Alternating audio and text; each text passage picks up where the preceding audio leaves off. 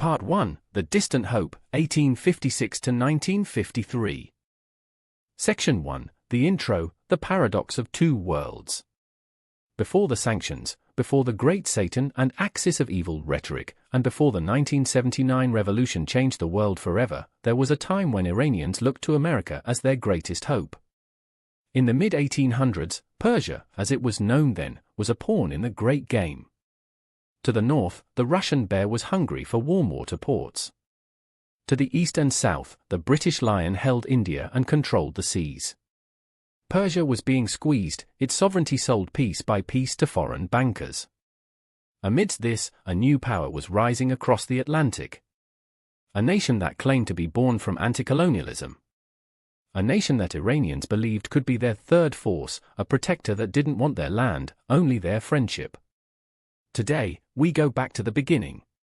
This is the story of how a century of trust was shattered in a single week.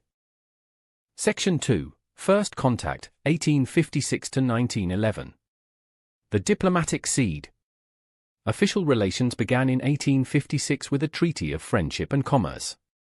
For the first few decades, the U.S. presence in Iran wasn't military or political, it was humanitarian. American missionaries arrived, not just with Bibles, but with scalpels and textbooks. They built the first modern hospitals and schools in cities like Urmia and Tehran. To the Iranian public, the American was a good foreigner. This image was cemented by a young man named Howard Baskerville. In 1909, during the Iranian Constitutional Revolution, Baskerville, a 24-year-old teacher from Princeton, died fighting alongside Iranian constitutionalists against a royalist siege in Tabriz.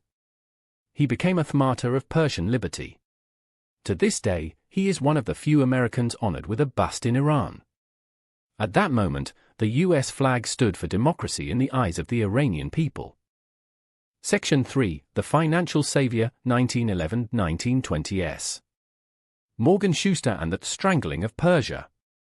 By 1911, the Persian government was bankrupt. They asked Washington for help. They didn't want soldiers, they wanted an accountant.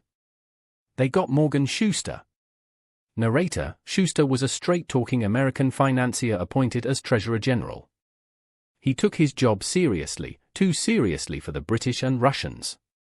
He began collecting taxes from the powerful elites and refused to bow to colonial demands. Within months, Russia issued an ultimatum: fire Shuster or we invade.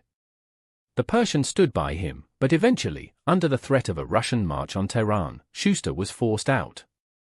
He returned to America and wrote a book titled The Strangling of Persia. This era established a narrative: the Americans are the good guys trying to help, but the imperialist British and Russians won't let them. Section 4, The Shadow of Oil, 1930s-1945. World War II and the Tehran Conference. The 1930s saw the rise of Reza Shah Pahlavi, a military strongman who renamed the country Iran and sought to modernize it at lightning speed. When World War II broke out, Iran declared neutrality. But its oil was too valuable to the Allied war machine. In 1941, Britain and the Soviet Union invaded Iran, forcing Reza Shah into exile and putting his young, malleable son, Mohammad Reza Pahlavi, on the throne. During the war, the U.S. military presence in Iran exploded.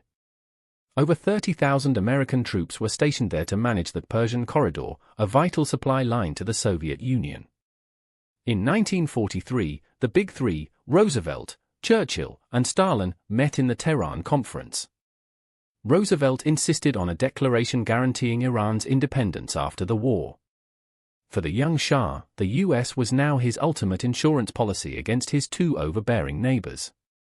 Section 5, The Breaking Point, 1951 to 1953. The Rise of Mossadegh. After the war, the world changed. The Cold War began. And in Iran, a new voice emerged that would challenge the very foundations of Western power: Dr. Mohammad Mossadegh. Narrator: Mossadegh was a Swiss-educated lawyer and a fierce nationalist. He had one goal: to take back Iran's oil. At the time, the Anglo-Iranian Oil Company, AIOC, controlled by the British government, took the vast majority of oil profits, while Iranians lived in poverty. In 1951, the Iranian parliament voted to nationalize the oil industry. Mossadegh became prime minister, a hero to his people. The British were furious. They enacted a global naval blockade on Iranian oil, crippling the economy. Operation Ajax, the original sin. Initially, US President Harry Truman supported Mossadegh. He saw him as a wall against communism. But in 1953, the White House changed hands. Dwight D. Eisenhower was in, and the Dulles brothers, John Foster at State and Allen at the CIA, were obsessed with the Red Menace. The British convinced the CIA that if Mossadegh stayed, Iran would fall to the Soviet Union. The result was Operation Ajax. Led by CIA agent Kermit Roosevelt Jr., grandson of Teddy, the agency spent millions to hire mobs, bribe military officers, and plant fake news in Tehran newspapers. After an initial failure, the coup succeeded on August 19, 1953. Mossadegh was arrested. The Shah, who had fled the country in fear, was flown back to Tehran on a wave of CIA-funded support. This was the turning point. In the eyes of Iranians, the third force had vanished. The US was no longer the benevolent protector of democracy, it was now the muscle for the British Empire and the architect of a new autocracy. Closing hook. The 1953 coup was a short-term win for the West.